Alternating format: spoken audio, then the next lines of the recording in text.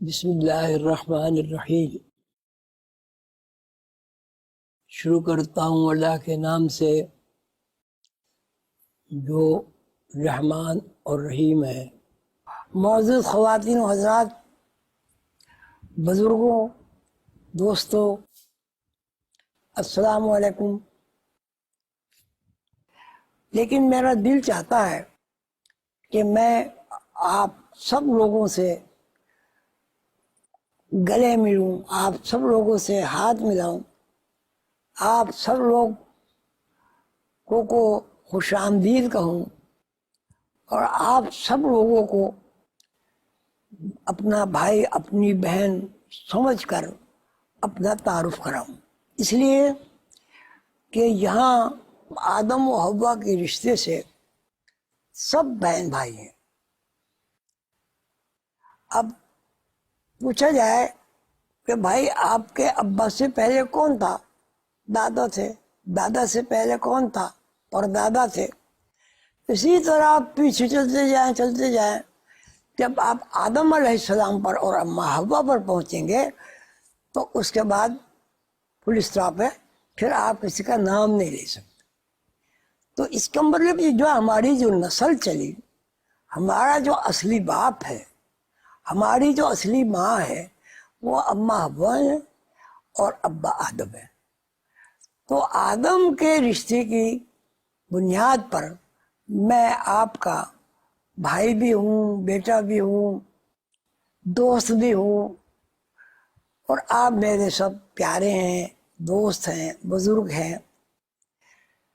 میری دادی نانی ہیں آدم کے رشتے سے۔ تو سب کی خدمت میں بہت ہی ادب کے ساتھ سلام پیش کرتا ہوں۔ اللہ تعالیٰ آپ سب کو خوش رکھے۔ بنیادی بات یہ بتائی آ رہی ہے کہ ہم ذات برادری اس وجہ سے ہیں کہ کیونکہ بہت ہجوم ہے، تو قبیلے الگ الگ اگر نہیں ہوں گے تو پہچان نہیں ہوگی۔ اور جہاں تک رنگوں کا تعلق ہے، وہ تو موسمی لحاظ سے رنگ بدلتے رہتے ہیں۔ اور آپ سے درخواست کرتا ہوں کہ بھائی چارہ، پیار، محبت اس طرح آپس میں کریں جس طرح سگے بھائی اور سگی بہنیں کرتی ہیں۔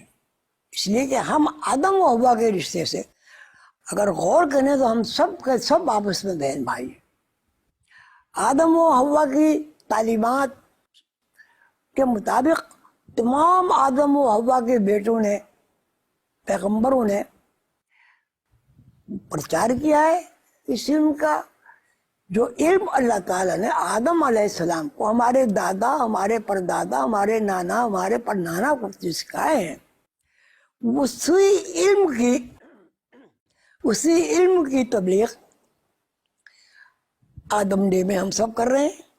پہلی بات جو بہت زیادہ غور طلب ہے وہ یہ ہے کہ کوئی بنانے والا ہے جس نے مستقل نظام قائم کیا ہے۔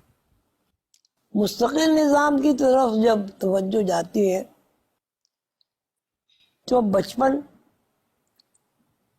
جانوروں میں بھی آتا ہے، جوان بھی جانور ہوتے ہیں۔ جس طرح آدمیوں کے یہاں بچے پیدا ہوتے ہیں، جانوروں کے یہاں بھی پیدا ہوتے ہیں۔ جس طرح ماں اپنے بچوں کو دودھ پلاتی ہے، اسی طرح بکری بھی اپنے بچوں کو دودھ پلاتی ہے۔ تو اب اس میں آج کی بات میں یہ سوچنا ضروری ہے کہ ایک جانور میں اور آدم ذات میں کیا فرق ہے۔ اب لازماً ہمیں آسمانی کتابوں کی رہنمائی حاصل کرنی ہوگی۔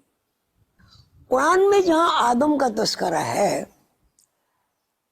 یہ دوسری آسمانی کتابوں میں بھی ہے، وہ یہ ہے کہ آدم کو اللہ تعالیٰ نے ایک علم سکھایا۔ اصل چیز یہ ہے کہ اللہ تعالیٰ آدم کے لیے کیا کہتے ہیں۔ اللہ تعالیٰ کہتے ہیں کہ ہم نے آدم کو اپنی صفات کا علم سکھایا۔ صفات میں ہر شے آ گئی ہے.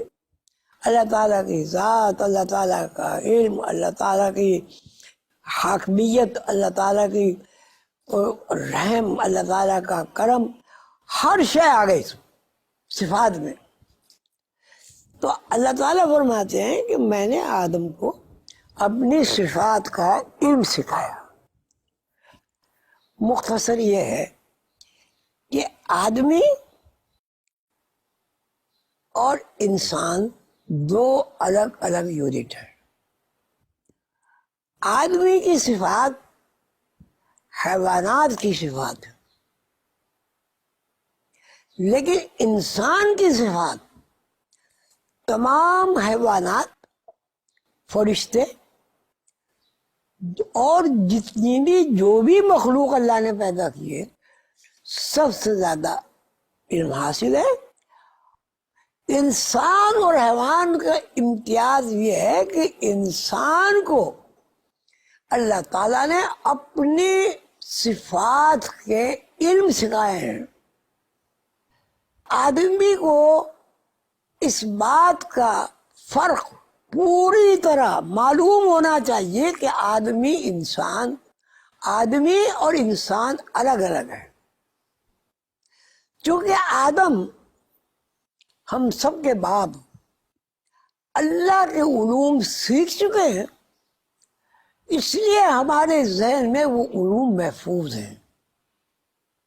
اگر ہم غم، پریشانی، آلام، مصیبتیں سے آزاد ہونا چاہتے ہیں اس دنیا میں، تو ہمیں اعلیٰ زندگی اپنانی ہوگی، اور اعلیٰ زندگی کے لیے ہمیں انسان بننا ہوگا.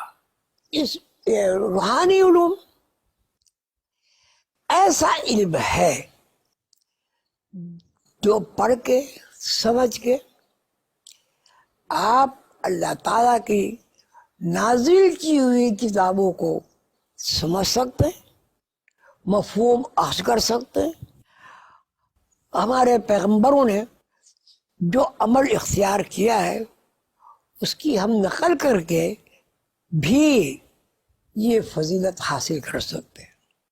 اللہ تعالیٰ ہم سب کو اللہ کے اوپر، اللہ کے نبیوں کے اوپر، اللہ کی کتابوں کے اوپر، آخری کتاب قرآن کریم کے اوپر عمل کرنے کی توفیق عطا فرمائے. اللہ تعالیٰ ہم سب کو توفیق دے کہ ہم انسان اور آدم میں فرق محسوس کریں. اللہ تعالیٰ ہم سب کو خوش رکھے. اپنے سارے بزرگوں کو میرا سلام، اور بیٹیوں کو دعا، اور بچوں کو پیار. اللہ حافظ.